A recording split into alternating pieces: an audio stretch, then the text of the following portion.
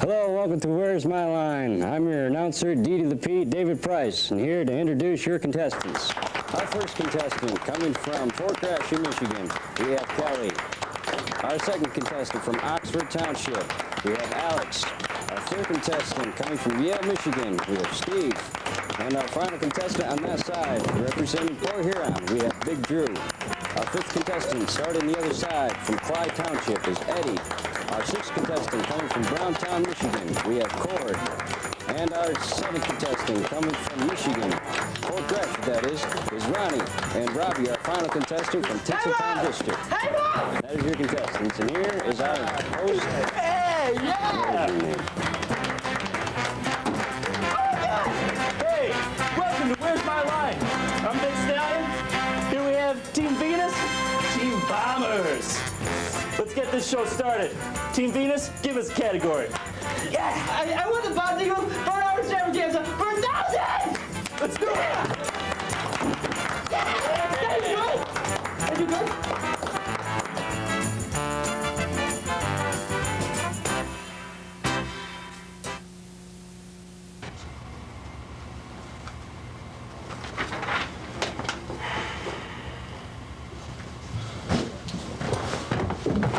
You need to sign in, sir. Okay.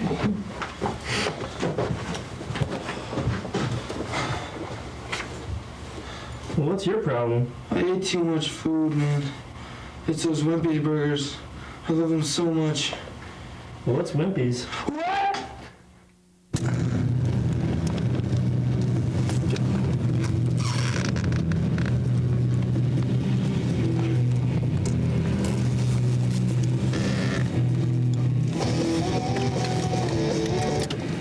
Started this in 1987. We moved up here from Farmington Hills, Michigan. We bought the building, the property, and all the equipment on a whim and started the business. We were open in 10 days. We're open 363 days a year. We're only, or 362. We're closed 3 days a year, Easter, Christmas, and Thanksgiving. And it's basically your mom and pop operation. When we first bought the place, it had 3 tables on the truck that sat 3 people each. And it had a small counter here. Virtually all the equipment is still original in here and put in the late 50s. The previous owners owned the restaurant for 19 years, and we have since found out that in the 1940s it was called Wimpy's also. It was put here around the turn of the century and been owned by numerous families. We've added onto the building, we put more seating, and it now seats close to 50 people.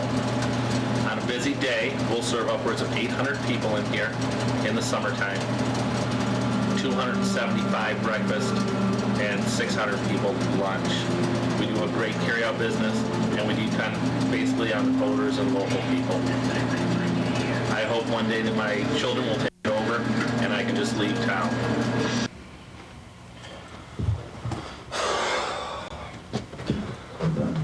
How long's the wait? You know what? I'll tell you how long the wait is. It's gonna take all day. I've been sitting here all day long. I'm hungry, I'm tired. I'm going to the cafeteria and getting something to eat.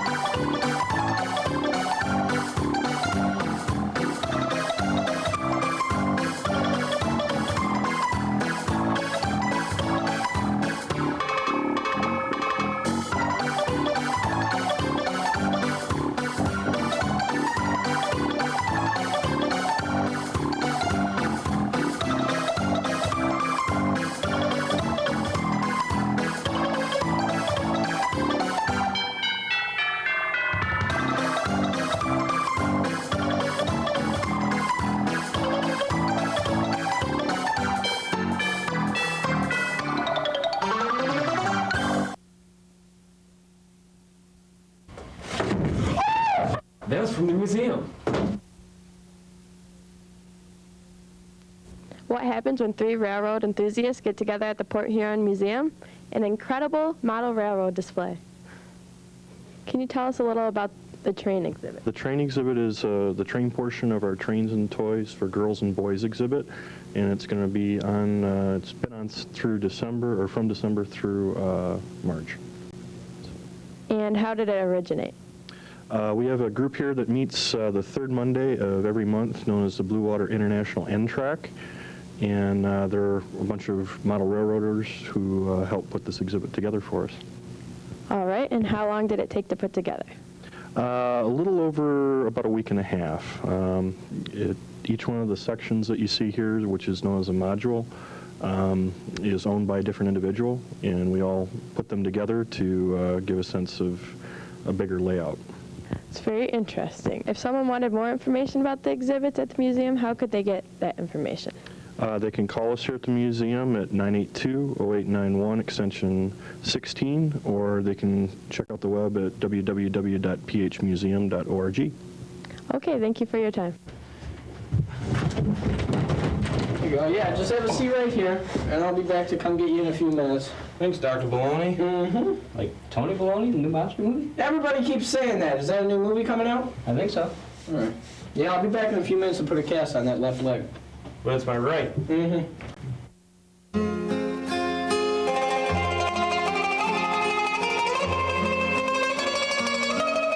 I don't care how tough he is, Tony Baloney sleeps with the fishes.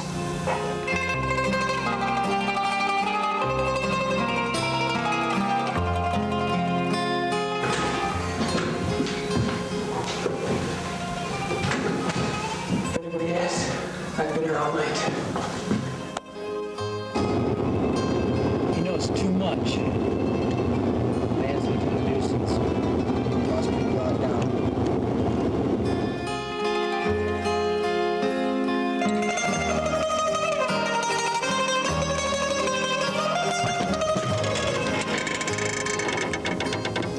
Not a word of this to anyone.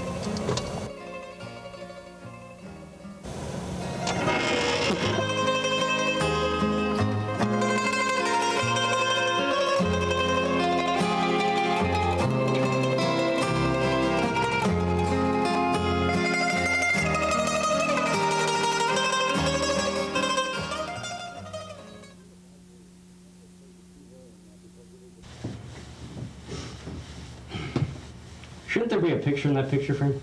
Yeah, there should be, but it fell out earlier. I don't know why no one's fixed it. I could probably fix it because I know a lot about photography. I could take a really sweet picture and throw it in there.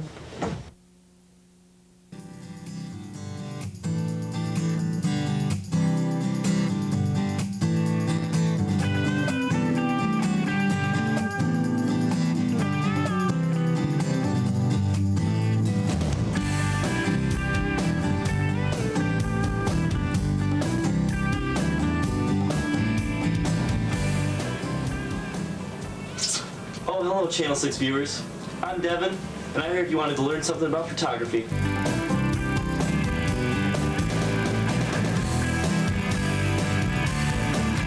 want to get started on photography? Well, you're first going to need one of these. Why don't we check out some examples of some pictures? These pictures demonstrate how lighting, timing, and composition can help create timeless photographs showing natural beauty or social history. Let's show you a couple different kinds of cameras. Manual cameras require the user to change the focus for each picture taken. Automatic cameras have built-in focus, so the camera puts the subject in focus all on its own. Digital cameras are drastically different from earlier models. The pictures are stored in the camera, which allow you to view them and delete pictures if you wish. Let's show you a few different kinds of film. Standard film has different speeds, which allow for greater versatility. Advantix film is easy to load and has the option of different sized pictures. Digital photography is the newest wave, which uses no film but stores pictures on a computer chip. Now that you're ready, let's go take some pictures for ourselves.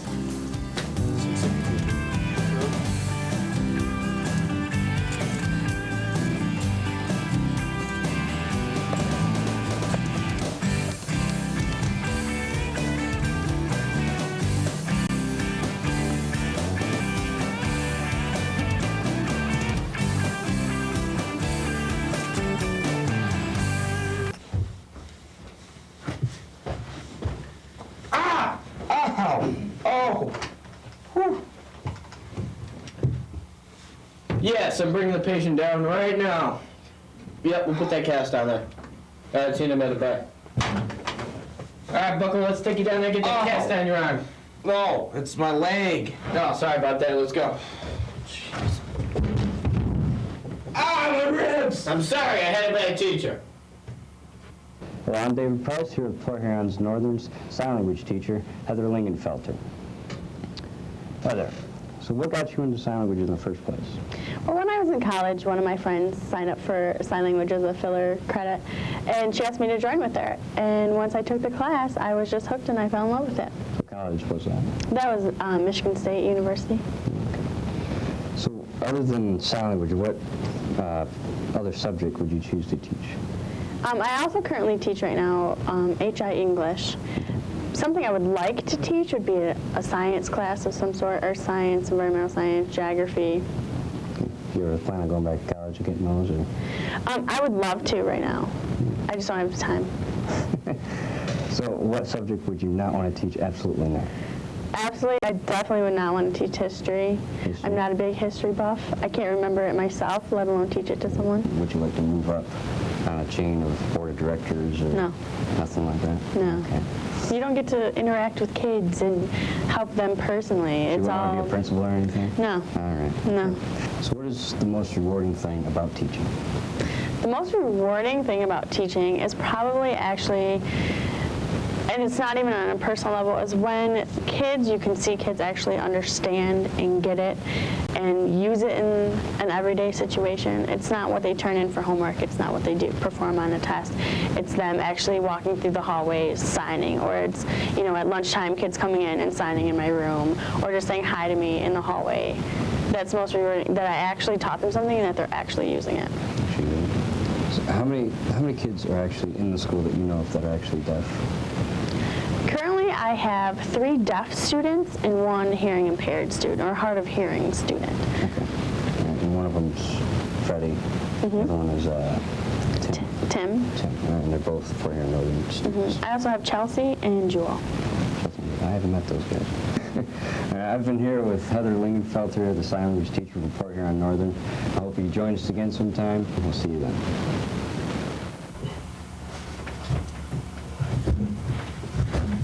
Okay, go ahead and have a seat right here. Ow! Sorry. Crazy. I'll be right back with your wheelchair. What in the name of a toaster grab bag happened to you? Well, I was in the x-ray room and he slammed my thumbs in the machine. So, can't sign my cast or play video games. Oh yeah, here's these. Good doctor. Hello, I'm Davey Tesnovich, and we are here at OhioCon 2005, and we're going to do our best to present to you what happens here at an anime convention. Ooh, giant robot. Ooh, giant robot. Giant robot with a bubble pipe. Giant robot. Ooh, giant robot. Giant robot.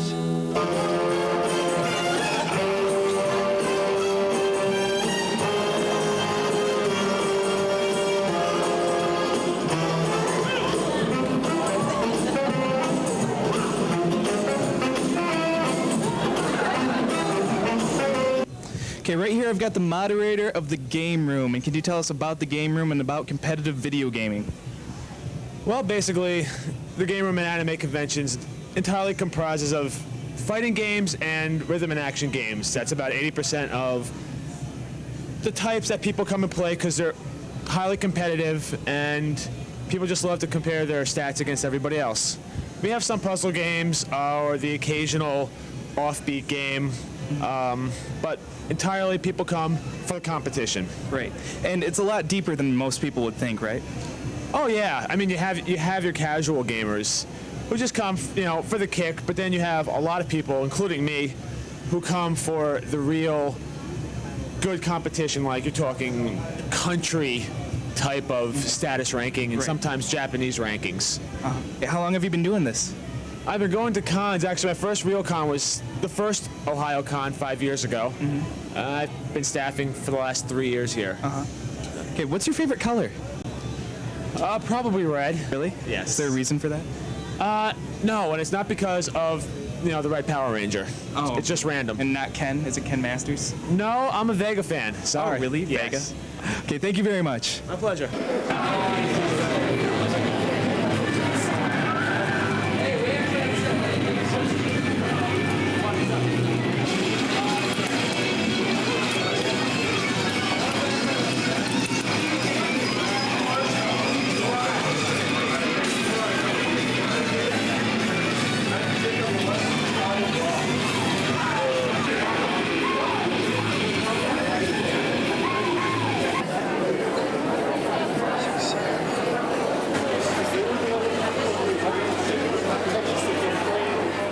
I also hear you're a bounty hunter.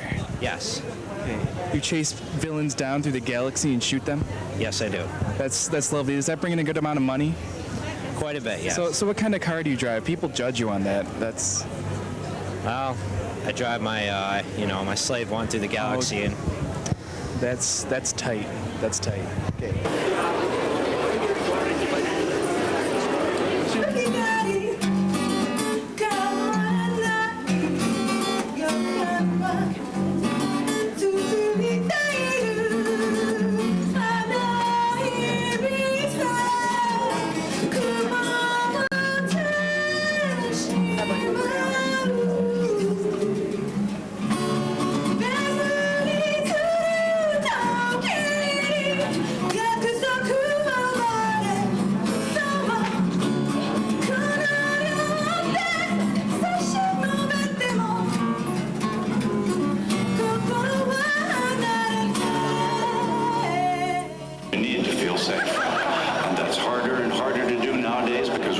Strike at any time. And when they grab you with those metal claws, you can't break free because they're made of metal and robots are strong.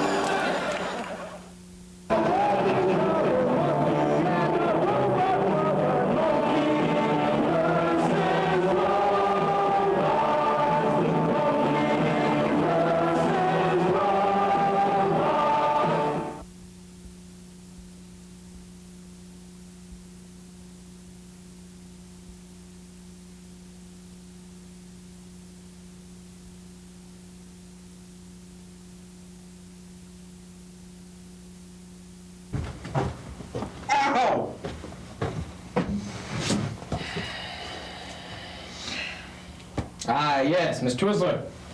I'll be right back with your bunny rabbit. But I brought you my cat. They're both furry and they have ears. What kind of a veterinarian doesn't know the difference between a cat and a bunny rabbit?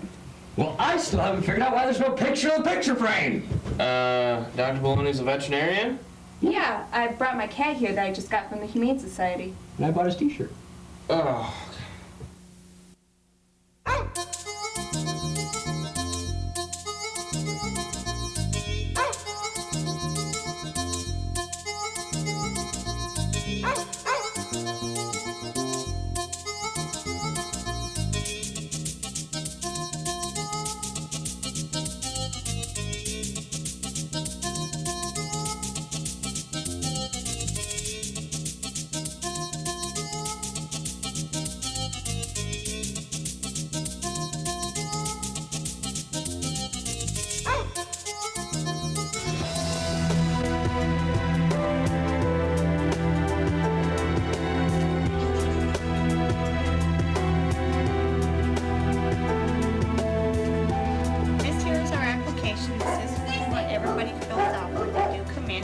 Once we approve you, then we show you what we have. And we have a kitty room that usually that's where our kitties are. We can take you in there and you can see what kitties we have. And then if we have any dogs and puppies, we take you to, if that's what you're looking for, then we take you back and we show you what we have in there.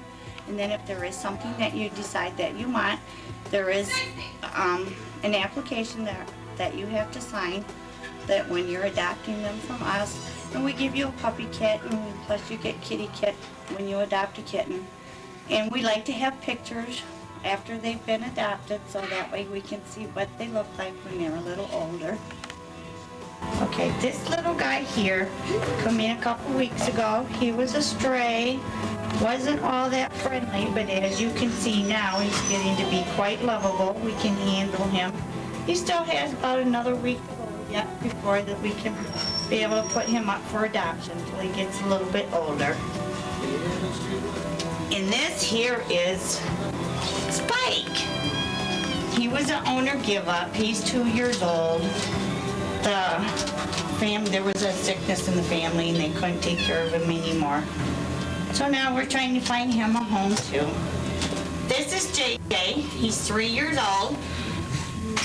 He was an owner give up also, but he's going to be taken in and be neutered so that we can be able to put him up for an adoption. And our process is everybody does have to do an application and get pre-approved. Once you're approved, all of our cats and kittens are 75 to 100, and our dogs and puppies range from 50 to 125.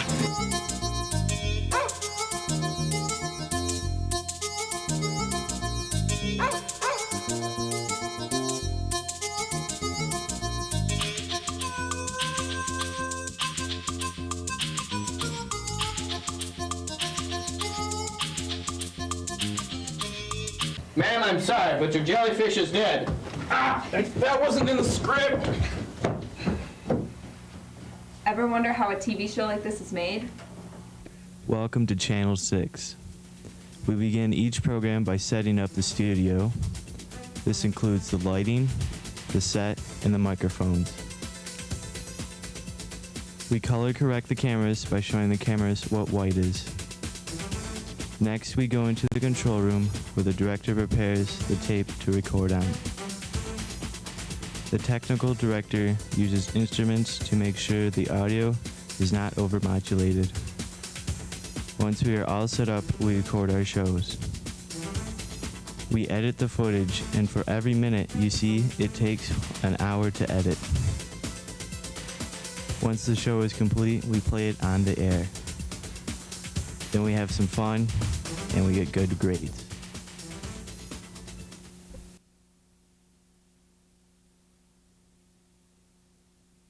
What bag happened to your thumbs? You slammed them in the X-ray machine. Oh yeah, here's these.